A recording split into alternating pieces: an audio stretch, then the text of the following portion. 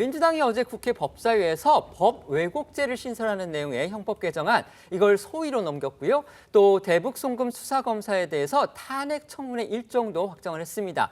결국 검찰을 향해서 전방위적 압박 공세를 펼치고 있다, 이런 지금 평가를 받고 있는데요. 국민의힘을 중심으로 해서는 이거 모두 다 이재명 대표 방탄용이다, 이런 비판 쏟아지고 있지만 민주당은 여기서 더 나아가서요. 현재 대북 송금 관련해서 재판을 받고 있는 처지인 이화영 전 경기도부지사, 그리고 김성태 전 쌍방울 회장을 국회로 불러서 대질 조사까지 하겠다, 이렇게 나섰습니다. 일부에서는 이를 두고서 이거 국회에서 지금 재판까지 하려는 거냐, 이건 도를 넘었다, 비판이 나오고 있습니다. 네, 이 어제 열린 국회 법사위에서 민주당은요, 이 이재명 대표가 연루돼 불구속 기소되어 있는 사안이죠. 이 쌍방울 대북 송금 사건, 이걸 수사한 박상용 검사에 대해서 이 탄핵 청문회를 다음 달 2일 개최하겠다라고 밝혔습니다. 이 탄핵 청문회를 개최하는 이유, 박 검사가 이화영 전 부지사에게 허위 진술을 할 것을 수차례 회유하는 등 이 위법 행위를 자행해 왔다라는 건데요. 이 관련해서 박 검사와 이화영 전 부지사 그리고 김성태 전 회장을 포함해서 34명을 증인과 참고인으로 소환하기로 했습니다. 특히 민주당은요, 국회에서 이화영 전 부지사와 김성태 전 회장을 직접 이 대질 조사까지 하겠다라고 나섰는데, 자, 근데 이제 문제는 아까 앵커 말씀하신 대로 이 전 부지사와 김 전 회장 모두 이 대북 송금 건으로 현재 재판을 받고 있는 인물이라는 겁니다. 때문에 이 법조계와 여당 일각에서는요, 국회에서 재판을 하겠다는 것이냐, 도를 넘어선 것 아니냐라는 비판이 쏟아졌지만 민주당 측에서는 검사 탄핵뿐 아니라 이 관련 재판이 잘못됐다는 점을 알리려는 그런 목적이라면서 재판을 끌고 온다는 비판도 감수하겠다라는 입장을 내놨습니다. 재판을 국회로 끌고 온다는 비판도 감수하겠다. 이건 결국 자신들의 정치적 목적을 위해서 입법부가 사법부의 권한을 침해하고 또 재판을 방해한다는 그런 비판이 나와도 이거 감수하겠다, 이런 뜻으로밖에 해석할 수가 없습니다.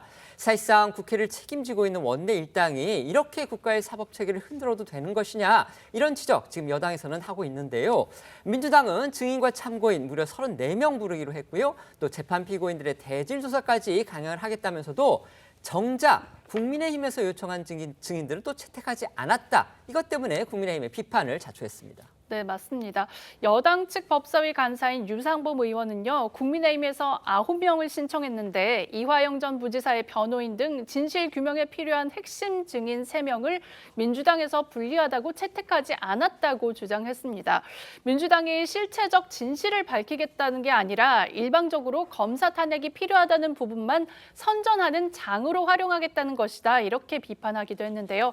관련해서 야당 측 간사인 김승원 의원은 논점을 흐리고 방향을 다른 데로 몰아갈 수 있는 인물들이라 원만한 회의를 위해서 거부했다, 이렇게 반박했습니다. 어제 법사위에서 나온 여야의 공방 다시 들어보겠습니다. 검찰 조사 과정에서 쌍방울의 경기도지사 방북 추진을 부탁할 때는 진술을 나오는 과정이 무엇인지, 이 부분은 이 탄핵 소추를 결정하는 데 있어서 가장 중요한 핵심입니다.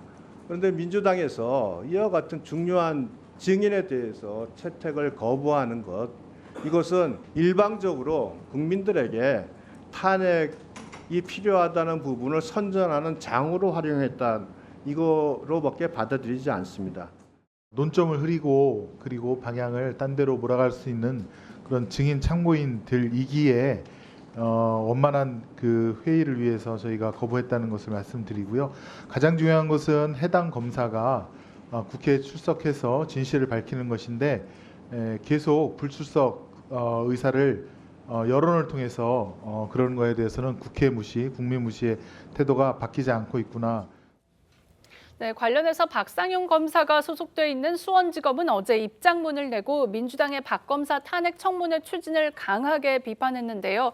박 검사가 이 대표와 관련된 범죄 혐의를 수사했다는 이유만으로 이 진행되는 보복 탄핵이자 방탄 탄핵이라고 목소리를 높였습니다. 물론 민주당이 탄핵 그 청문회에서 증인, 그다음에 참고인으로 채택했다고 해서 그 사람들이 다 나온다, 다 출석한다, 이렇게 보기는 어렵습니다. 특히 재판을 받고 있는 그 피고인들의 경우에는요, 자신들의 진술이 재판에서 또 어떻게 평가를 받을지 그 부분을 의식을 하기 때문에 이화영 전 부지사라든지 김성태 전 회장이 과연 증인으로 채택이 되더라도 나중에 나올지, 이 부분은 저희가 지켜봐야 됩니다.